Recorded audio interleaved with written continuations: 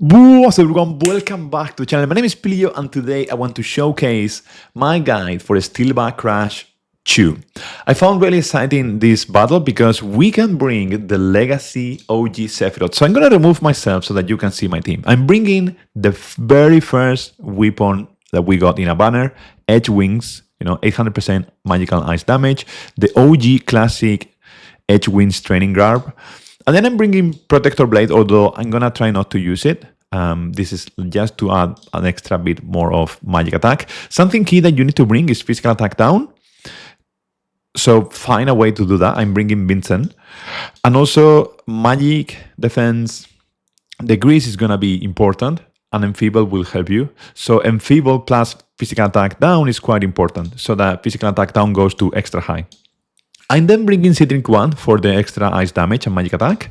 And also I'm bringing the latest Lightning Rod weapon. But of course you can change this and bring Baja Rod or directly change Aerith for Matt so that he applies plenty of physical defense or maybe like a tank.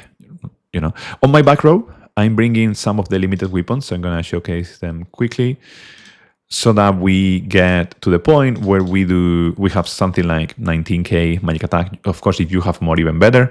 And then I'm aiming to do only cross sigil and circle with Sephiroth. So I'm gonna be controlling Sephiroth on the sigil phase. Without further ado, let's jump into the fight. Something key here is that if you do enough damage, you don't need to bring heals, as long as you have Aerith ultimate weapon.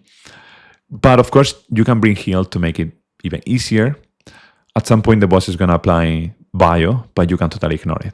Now, I like to start the fight by going manual into Aerith so that we buff exactly who we want to buff.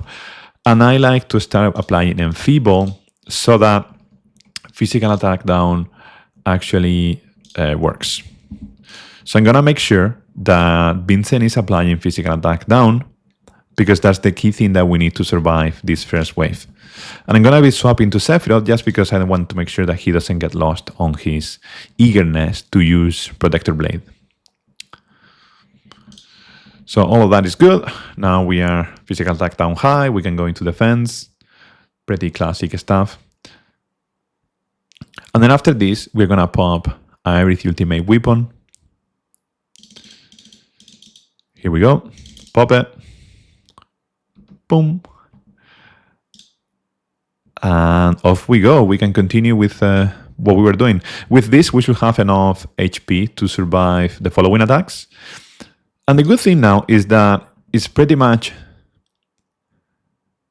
a dummy where we can totally hit the boss, because after he does 3 attacks, he's going to forget about us. He's going to be screaming in pain and forget that he could smash our heads against the ground, because his pain is going to make him forget. So during the sieging phase, I'm going to let my support units break cross sigil. I'm going to support them at the beginning so that we don't get into any randomness. But also I want to use Sephiroth to do as much damage as possible, because as you can see, we have 1 HP and the boss is not doing anything. He could kill us with a simple